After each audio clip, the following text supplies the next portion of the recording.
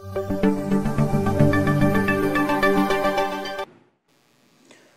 ছাত্রছাত্রীরা, আনফোল্ডিং ফিলোসফির আজকের এপিসোডে আমাদের আলোচনার বিষয়ে পাশ্চাত্য দর্শনের অন্যতম দার্শনিক হেগেল।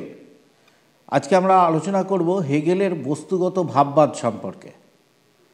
তোমরা জানো যে ভাববাদী দার্শনিক হেগেল তার দর্শনে ভাবজগৎ এবং বস্তুজগৎ উভয়েরই বাস্তবতা প্রতিষ্ঠা করেছিলেন।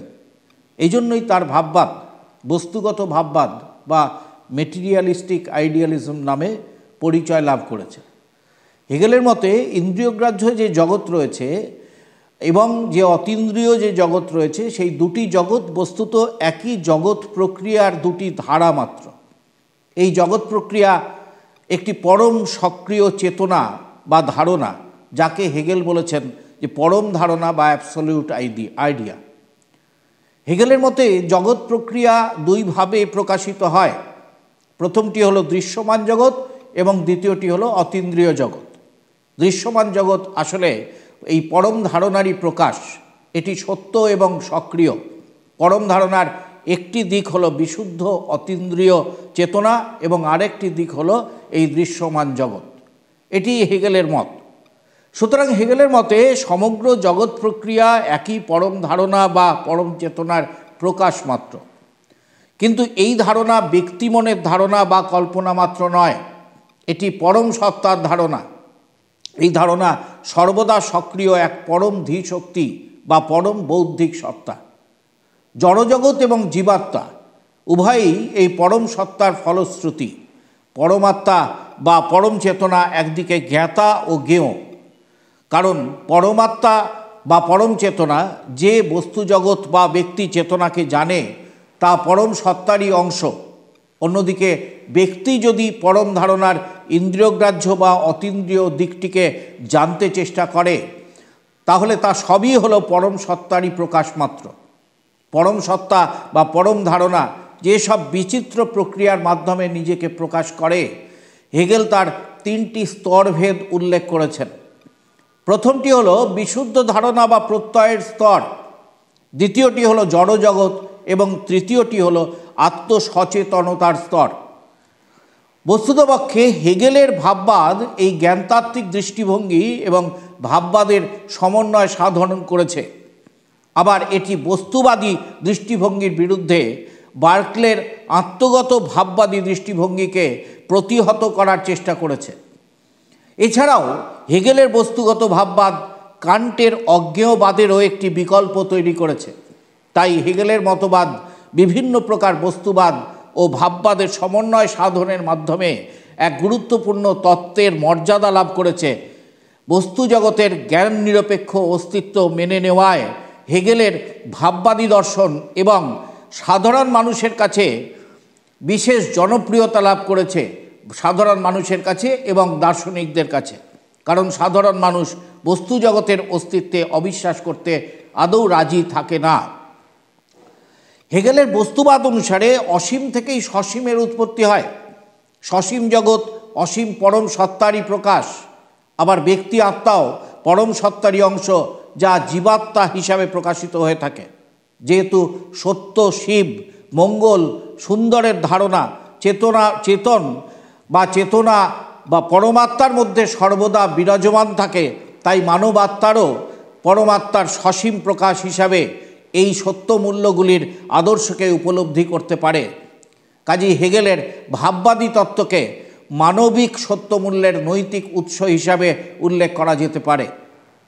হেগেলের পরম ভাববাদ ইচ্ছার স্বাধীনতাকে ব্যাখ্যা করতে পারে, ফ্রিডম অফ উইল, ইচ্ছার স্বাধীনতাকেও ব্যাখ্যা করতে পারে। যেহেতু পরম চেতনাই ব্যক্তি আত্মা হিসাবে সসীম আকারে বাহ্য জগতে প্রকাশিত হয়, তাই জীবাত্মা হলো চেতন। তার বিচার বিবেচনা করার এবং নির্বাচনের স্বাধীনতা রয়েছে, তবে এই ক্ষমতা মানবিক ক্ষেত্রেই সীমাবদ্ধ। চূড়ান্ত সিদ্ধান্ত নেওয়ার অধিকার বা ক্ষমতা কোনোটাই তার নেই। সেই ক্ষমতা একমাত্র পরমাত্মারই রয়েছে, তবে তার জন্য বস্তু জগতে তার চিন্তা বা ইচ্ছার বিকাশে কোনো বাধা ঘটে না। ব্যক্তির ইচ্ছার স্বাধীনতা স্বীকার করে নেওয়ার জন্য হেগেল তার বস্তুগত ভাববাদে ব্যক্তির আচরণের নৈতিক তাৎপর্যও ব্যাখ্যা করতে পেরেছেন। যেহেতু পাপ পুণ্যের ধারণা ঈশ্বর কর্তৃক মানুষের বিচারের বিষয় প্রভৃতি ইচ্ছার স্বাধীনতার স্বীকৃতির সাথে জড়িত, তাই ধর্মীয় জীবনের তাৎপর্য ব্যাখ্যাতেও হেগেলের ভাববাদ সম্পূর্ণরূপে সক্ষম। হেগেল তার ভাববাদে বাস্তবতা এবং বৌদ্ধিকতা এই দুটিকে এক ও অভিন্ন রূপে গ্রহণ করেছেন। তিনি বলেছেন, যা বৌদ্ধিক তাই বাস্তব, যা বাস্তব তাই বৌদ্ধিক। Whatever is rational is real and whatever is real is rational. Hegel বলেছেন, ইন্দ্রিয়গ্রাহ্য জগৎ এবং অতীন্দ্রিয় জগৎ উভয়ই একই পরম চেতনার দুটি রূপ মাত্র। মন ও জড়ের মধ্যে যে ভেদ করা হয় তা ওই পরম সত্তারই দুটি দিক। একই পরম সত্তা বা পরম ধারণা বৌদ্ধিক প্রকৃতির। হেগেল একে পরম বৌদ্ধিক সত্তা বলে আখ্যা দিয়েছেন। এই পরম বৌদ্ধিক সত্তাই বিচিত্র আকারে প্রকাশিত হয়, বিকশিত হয়। জড় ও মন, ইন্দ্রিয়গ্রাহ্য জগৎ ও আধ্যাত্মিক জগৎ উভয়ই পরম বৌদ্ধিক সত্তার ভিন্ন ভিন্ন বিকশিত রূপ।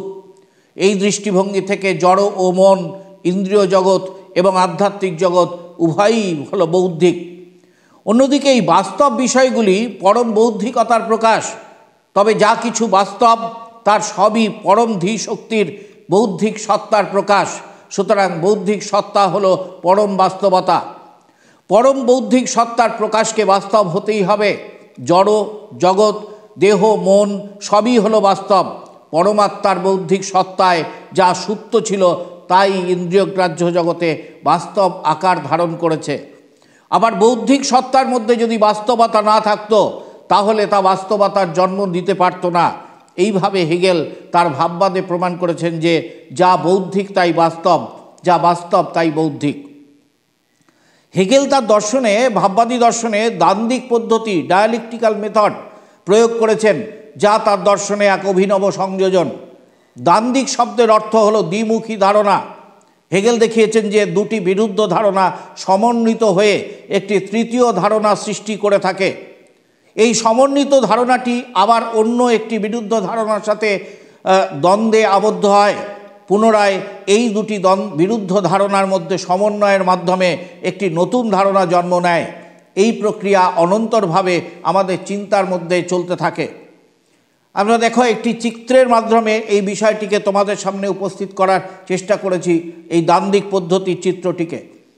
হেগেল এই দ্বান্দ্বিক প্রক্রিয়াটিকে নতুন যৌক্তিক নিয়ম বলে, একটি নতুন যৌক্তিক নিয়ম বলে দাবি করেছেন। তিনি এর নাম দিয়েছেন দ্বন্দ্বমূলক যুক্তিবিজ্ঞান বা ডায়ালেকটিক্যাল লজিক। অবশ্যই হেগেলের মতে এই যুক্তি পদ্ধতি গতানুগতিক যুক্তিবিজ্ঞান থেকে পৃথক। হেগেল প্রবর্তিত দ্বান্দ্বিক পদ্ধতির সাহায্যে নতুনত্ব ও বিকাশকে ব্যাখ্যা করা সম্ভব হয়ে থাকে। দ্বান্দ্বিক পদ্ধতির এই যে পদ্ধতি, হেগেল তার বাস্তব ভাববাদী দর্শনের ক্ষেত্রে তাকে প্রয়োগ করেছেন। তিনি দেখিয়েছেন যে আমাদের দ্বন্দ্বময় সত্তা পরম সত্তায় চরম সমন্বয় লাভ করতে পারে। হেগেলের মতে দ্বন্দ্ব বিরোধ সমন্বয়, অর্থাৎ থিসিস, অ্যান্টিথিসিস এবং সিনথেসিস, এই পদ্ধতিতে আমাদের বৌদ্ধিক চিন্তা চলতে চলতে পরম সত্তায় পৌঁছয় এবং সেখানে সকল দ্বন্দ্বের অবসান ঘটে। আবার বিপরীত দিক থেকে পরম সত্তা নিজেকে দ্বান্দ্বিকতার মাধ্যমে প্রকাশ করে থাকেন। সুতরাং দেখা যায় যে হেগেলের পরম সত্তা দ্বান্দ্বিক পদ্ধতির মাধ্যমেই প্রকাশিত হয়। পরম সত্তার এই প্রকাশই হলো জাগতিক বাস্তবতা। জগতের সব কিছুই পরম সত্তার উপর নির্ভরশীল। পরম সত্তার এই প্রকাশই জগতের বাস্তবতা সাধন করে থাকে। এই পরম সত্তা যখন অসীম প্রকৃতির দ্বারা ক্রমান্বয়ে জীব ও জগৎকে পরিচালনা করেন তখন তা দ্বান্দ্বিকতার নিম্ন গতি অবলম্বন করে। আবার বিশেষ বিশেষ ধারণার দ্বন্দ্ব ও সমন্বয়ের মাধ্যমে যখন আমাদের বৌদ্ধিক শক্তি ধীরে ধীরে পরম সত্তার ধারণায় এসে উপনীত হয় তখন দ্বান্দ্বিক পদ্ধতি ঊর্ধ্ব গতি প্রাপ্ত হয়ে থাকে এবং পরম সত্তায় বিলীন হয়ে যায়। হেগেলের দ্বান্দ্বিক পদ্ধতি তার পরম ভাববাদী দার্শনিক তত্ত্ব, জগৎ প্রক্রিয়া থেকে শুরু করে সমাজ দর্শন, রাষ্ট্র দর্শন, ইতিহাস প্রভৃতি বহু ক্ষেত্রে ব্যবহৃত হয়েছে। হেগেল দেখিয়েছেন যে সমাজ, রাষ্ট্রনীতি, ইতিহাস, দর্শন প্রভৃতি সব কিছুই পরম সত্তার দ্বারা নিয়ন্ত্রিত। পরম সত্তার মধ্যে যখন পরিবর্তন সাধিত হয় তখন সমাজ, রাষ্ট্র প্রভৃতি সব কিছুরই পরিবর্তন হয়। রাষ্ট্র সম্পর্কে হেগেল তাই বলেছেন, state is the March of god on earth, অর্থাৎ সমস্ত বিশ্ব জগতই পরম সত্তারই লীলা খেলা মাত্র। তবে এর মধ্যে এক পরম শৃঙ্খলা কাজ করে। জগতের বিভিন্ন খণ্ড খণ্ড রূপে ও অংশে বিদ্যমান দ্বন্দ্বগুলি ক্রমে ক্রমে সমন্বিত হতে হতে সব শেষ পর্যায়ে তা পরম সত্তায় মিলিত হয়, যেখানে সব বিরোধিতার চিরকালীন অবসান ঘটে থাকে। সকল সামঞ্জস্যহীন বিষয়ে সেখানে সামঞ্জস্যপূর্ণতা লাভ করে থাকে। অবশ্য যৌক্তিক চিন্তার ক্ষেত্রে প্রক্রিয়া হিসাবে হেগেলের দ্বান্দ্বিক পদ্ধতি প্রভূত সমালোচনারও সম্মুখীন হয়েছে। বিশেষ করে চিরাচরিত যৌক্তিক প্রক্রিয়ার সাথে এর মিল নেই, অনেকে এই পদ্ধতির বিরোধিতা করেছেন। তবে হেগেল পরবর্তী যুগে এই দ্বান্দ্বিক পদ্ধতি ব্যাপক প্রচার, ব্যাপক বিস্তার লাভ করেছে। মার্কসীয় দর্শনে এই দ্বান্দ্বিক পদ্ধতিকেই প্রধান পদ্ধতি হিসাবে গ্রহণ করা হয়েছে। মার্ক্সবাদীরা অবশ্য হেগেলের দ্বান্দ্বিক পদ্ধতিকে তার ভাববাদী যে তত্ত্ব তার বিরুদ্ধ মতবাদ অর্থাৎ বস্তুবাদের প্রতিষ্ঠা এবং প্রয়োগের ক্ষেত্রে ব্যবহার করেছেন। হেগেলের রহস্যাবৃত আধ্যাত্মিক খোলসে আবৃত দ্বান্দ্বিক পদ্ধতিকে জড়বাদী মোড়কে নতুন রূপ দিয়ে মার্কস তার দ্বন্দ্বমূলক বস্তুবাদ বা ডায়ালেকটিক্যাল মেটেরিয়ালিজম প্রতিষ্ঠা করেছিলেন। ছাত্রছাত্রীরা, আজকের এপিসোডে তোমাদের জন্য আলোচনা করলাম এই হেগেলের দর্শনের একটি গুরুত্বপূর্ণ বিষয়টি হচ্ছে বস্তুগত ভাববাদ বা মেটেরিয়ালিস্টিক আইডিয়ালিজম। হেগেলের দর্শনের এই গুরুত্বপূর্ণ আলোচনা তোমরা বারংবার মনোযোগ সহকারে শোনো, অবশ্যই তোমাদের কাজে লাগবে। আনফোল্ডিং ফিলোসফি ইউটিউব চ্যানেলটিকে তোমরা আরও বেশি বেশি করে সাবস্ক্রাইব করো, বন্ধুদের মধ্যে শেয়ার করো, লাইক করো। পিডিএফ তোমাদের জন্য ডেসক্রিপশন বক্সে দেওয়া থাকছে। আজকের মতো হেগেলের বস্তুগত ভাববাদ সম্পর্কে আমাদের আলোচনা আমরা এখানেই শেষ করছি।